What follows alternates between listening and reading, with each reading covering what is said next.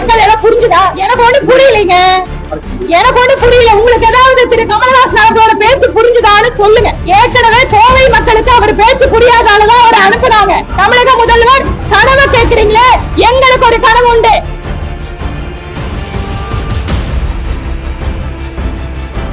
நீங்க ஜனநாயக படத்தை கேட்கிறீங்களா இல்ல ஜனநாயகம்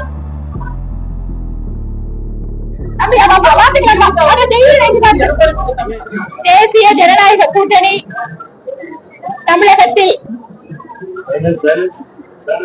பிரதமர் மோடி அவர்களால் மதுராந்தகத்தில் அறிமுக கூட்டம் நடத்தப்பட்டு தமிழகம் முழுவதும் கூட்டணியில் இருக்கின்ற அத்தனை அரசியல் கட்சிகளும் களத்திலே ஒருங்கிணைந்து தேர்தல் பணியை துவக்கி இருக்கிறோம். இன்று காலை கோவை மாநகர் மாவட்டத்தின் சார்பாக உங்கள் குரல் எங்கள் செயல் என்கின்ற ஒரு செயலியை அறிமுகப்படுத்தி இருக்கிறோம். அதை பார்த்த பின்பாக எங்களுடைய தமிழகத்தினுடைய இணை பொறுப்பாளர் திரு சுதாகர் ரெட்டி அவர்கள் இதை தமிழகம் முழுவதும் எடுத்து செல்வதற்கு நாங்கள் முயற்சி செய்கிறோம் என கூறியிருக்கிறார்.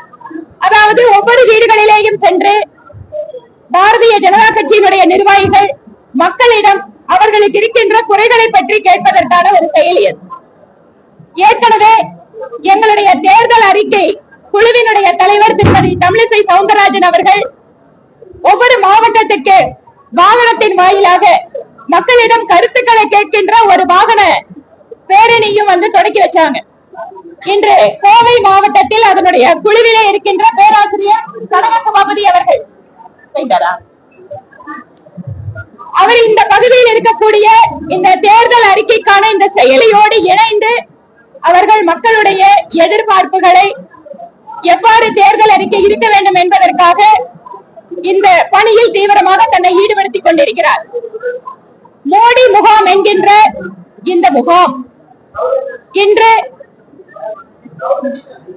நூற்றுக்கணக்கான முகாம்கள் ஏற்கனவே நடத்தப்பட்டிருந்தாலும் கூட தேசிய ஜனநாயக கூட்டணி கட்சிகளோடு இணைந்து இந்த மோடி முகாமை இப்போது நடத்தி கொண்டிருக்கிறோம். அண்ணா திராவிட முன்னேற்ற கழகத்தினுடைய பகுதி கழக நிர்வாகிகள் உள்ளிட்ட வார்டு நிர்வாகிகள் அத்தனை பேரும் தங்கள் பகுதியில் இருக்கக்கூடிய பொதுமக்களோடு இணைந்து இந்த மோடி முகாமிலே இங்கு செயல்படுத்தக்கூடிய ஒவ்வொரு திட்டங்களிலேயும் பங்கு பெறுவதற்காக வந்திருக்கிறார்கள். அவர்களுக்கும் இதற்கு ஒத்துழைப்பு கொடுத்து இந்த நிகழ்ச்சியை சிறப்போடு ஏற்பாடு செய்து ஒருங்கிணைத்துக் கொண்டிருக்கக்கூடிய எங்கள் கட்சியினுடைய நிர்வாகிகளுக்கும் கோவை மக்கள் சேவை மையத்தினுடைய தன்னார்வ தொண்டர்களுக்கும் இந்த நேரத்தில் எங்கள் நன்றி. மோடி முகாமில் 5 லட்சம் ரூபாய்க்கான மருத்துவ காப்பீடு இலவசமாக பதிவு செய்து உடனே அவர்களுக்கான காப்பீடு அட்டை கொடுக்கப்படுகிறது. 70 வயதிற்கு மேலாக இருக்கின்ற அத்தனை குடிமக்களுக்கும் இந்த மருத்துவ காப்பீடு வசதியை இங்கே பதிவு செய்து உடனடியாக அவர்களுக்கு அந்த அட்டை வழங்கப்படுகிறது. அமைப்பு சாரா தொழிலாளர்களுக்காக ஈஷம் என்கின்ற தொழிலாளர் காப்பீடு அட்டை பதிவு செய்யப்பட்டு உடனடியாக அந்த அட்டையும் மக்களுக்கு இந்த முகாமிலே வழங்கப்படுகிறது. இவை இல்லாமல் செல்வ மகள் திட்டம் பிரதமர் மோடி பெண் குழந்தைகளுடைய முன்னேற்றத்திற்காக கொண்டு வந்திருக்கின்ற செல்வ மகள் திட்டத்தில் தபால் துறையினை சார்ந்தவர்கள் இங்கேயே அவர்களுக்கு சரியான ஆவணங்களை சரிபார்த்து பதிவு செய்து அவர்களுக்கு முதல் தவணையாக ரூபாய் 250 நாங்களே செலுத்தி அவர்களுக்கு அந்த சுகன்யா சமிருத்தி செல்வ மகள் திட்டத்தில் பெண் குழந்தைகளுக்கு பதிவு செய்து கொடுக்கிறோம். இவை இல்லாமல் பிஏஜி மருத்துவமனை, சங்கரா கண் மருத்துவமனை வாயிலாக ஒரு முழுமையான மருத்துவ முகாமும் இந்த மோடி முகாமோடு சேர்ந்து ஏற்பாடு செய்யப்பட்டு வருகிறது. இப்படி இந்த மோடி முகாமிலே இந்த பகுதியை சார்ந்த மக்கள் அனைவரும் பலன் பெறத்தக்க வகையிலே இங்கு ஆயிரக்கணக்கான நபர்கள் இன்று நாள் முழுவதும் இந்த மோடி முகாம் இந்த பகுதியில் நடைபெறும். அவர்கள் அத்தனை பேரும் இந்த மோடி முகாமில் பயன்பெற வேண்டும் என்பதுதான் எங்களுடைய இலக்கு.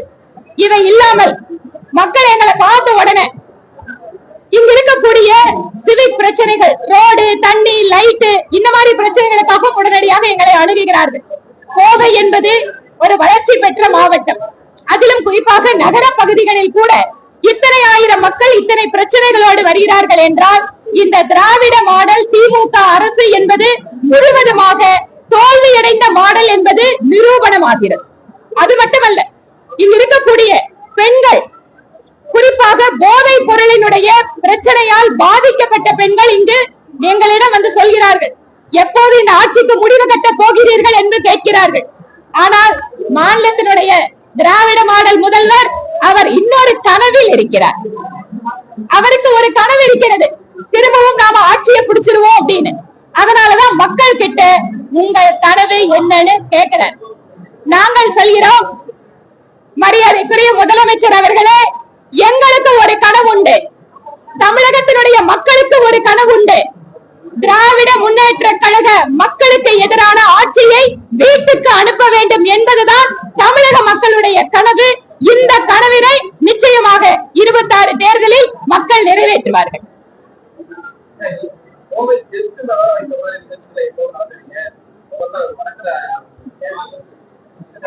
இதுக்கு முன்னாடியும் பல்வேறு இடங்கள்ல நடத்தி இருக்கோம். அது ஒருவேளை உங்களுக்கு தெரியல.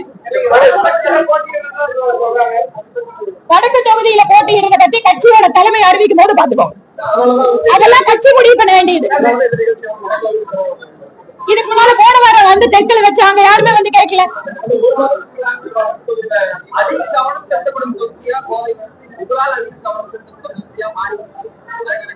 பாரதிய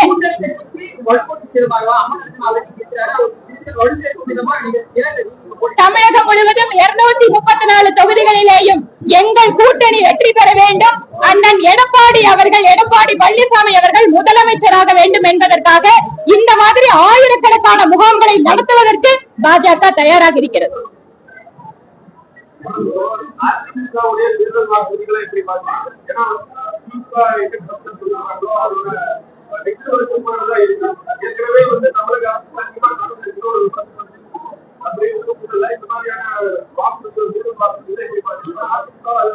நீங்க சொல்றீங்க திமுகவோட தேர்தல் அறிக்கை மாதிரி அதிமுக கொடுக்குதுன்னு. நாங்க சொல்றோம், 10 வருட காலம் அம்மாவின் ஆட்சியில் எந்தெந்த திட்டங்கள் எல்லாம் அமல்படுத்தப்பட்டதோ அதனுடைய தொடர்ச்சியை தான் சிறிது, எல்லாமே இல்ல. ஸ்கூட்டர் திட்டத்தை நிறுத்திட்டாங்க, தாலிக்கு தங்க நிறுத்திட்டாங்க, லேப்டாப் நிறுத்திட்டாங்க. இந்த மாதிரி எதெல்லாம் மக்களுக்கு பெண்களுக்கு நன்மை செய்கிற திட்டங்கள் எல்லாம் அதிமுகவினுடைய திட்டங்களை நிறுத்திவிட்டு இவர்கள் ஏதோ புதிதாக செய்வது போல ஒரு நாடகத்தை நடத்தினார்கள். அதனால இது வெர்ஷன் 2 அல்ல. இங்கு அண்ணா திராவிட முன்னேற்ற கழகத்தினுடைய தேர்தல் அறிக்கையில் என்ன வாக்குறுதி கொடுக்கப்பட்டிருக்கிறதோ அதை நிறைவேற்றுவதற்கு மத்தியிலே இருக்கின்ற பிரதமர் மோடி அரசு முழுமையாக துணை நிற்கும்.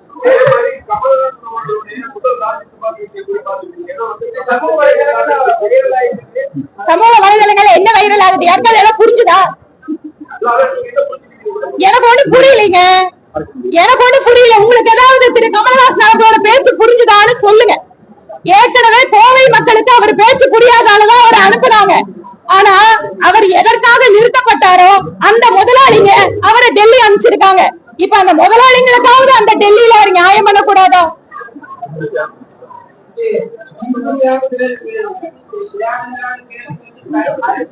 ஐயா ஐயா, பத்திரிகையாளர்களை தொந்தரவு பண்ணாதீங்க.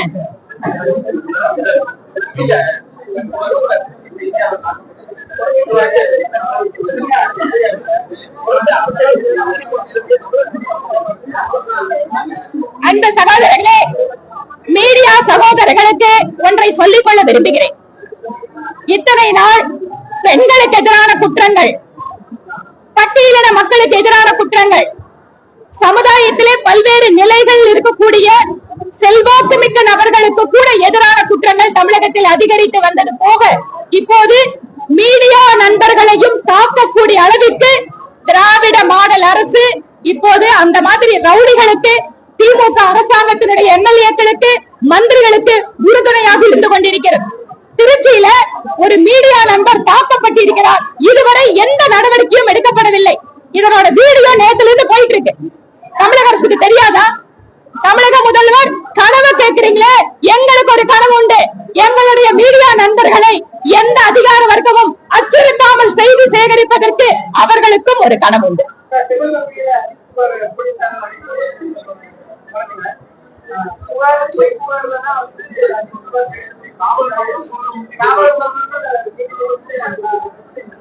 காவல் மரணம் அப்படின்னு உறுதிப்படுத்தின விஷயத்தை ஏற்கனவே அந்த சம்பவம் நடந்த போதே நாங்கள் சந்தேகத்தை வெளிப்படுத்தினோம்.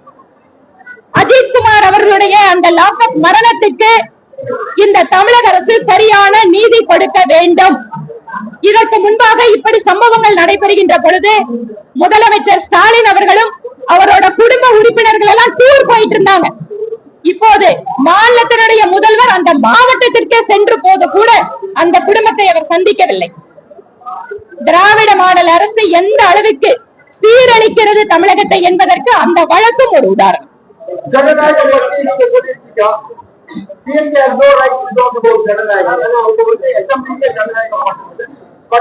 நீங்க ஜனநாயக படத்தை கேக்குறீங்களா இல்ல ஜனநாயகம் அவங்க விமர்சனத்தை கேக்குறீங்களா?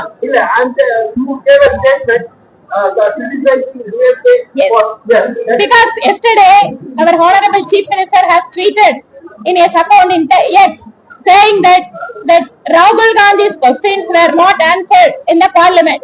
Why the central government is afraid of his question, for which I have answered, Mr. Stalin, why your speaker is not allowing my question in the assembly? Then what right the DMK government is having to talk about the democracy? This is my question. When I am talking that why the honorable chief minister is not extending his wishes for Hindu festival, the speaker here, he has expanded my speech. Is this a democracy? And what right Mr. Stalin is having to talk about the central government democracy?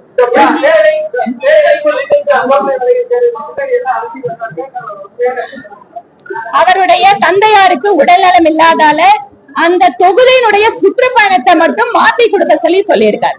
உடனே ஏதோ ஒரு பூதாகரமான பிரச்சனையாக அதை மாற்றி அவர் ஏதோ இதுல பின்னால் ஏதோ அரசு எதுவுமே கிடையாது. அன்புக்குரிய சகோதரர் திரு அண்ணாமலை அவர்கள் சட்டப்பேரவைக்குள்ளாக நுழைய வேண்டும் என்பது எங்கள் அத்தனை பேருடைய விருப்பம்.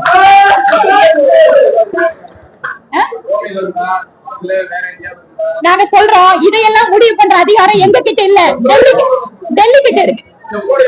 நான் ஏன் விரும்ப எங்க சகோதரர் வரணும்னு விருப்பப்பட்டேன்.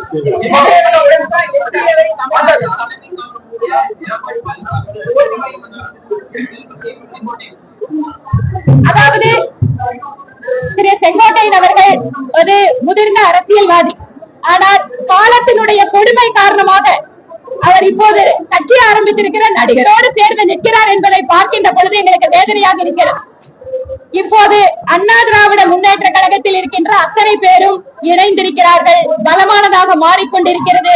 வெற்றி என்பது தேசிய ஜனநாயக கூட்டணிக்குத்தான் என்பதை மக்கள் முடிவு செய்வார்கள்.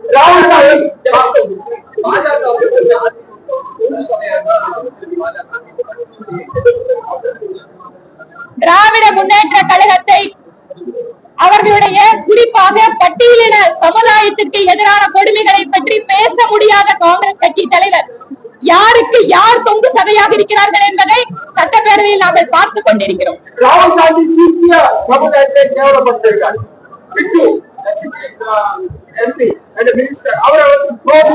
Yes, it is not the first time that Congress leader is targeting the Sikh community. So it is in the DNA of Congress of targeting the Sikh community and contributed immensely for the nation building. So this shows his poor mindset and understanding about the Sikh community.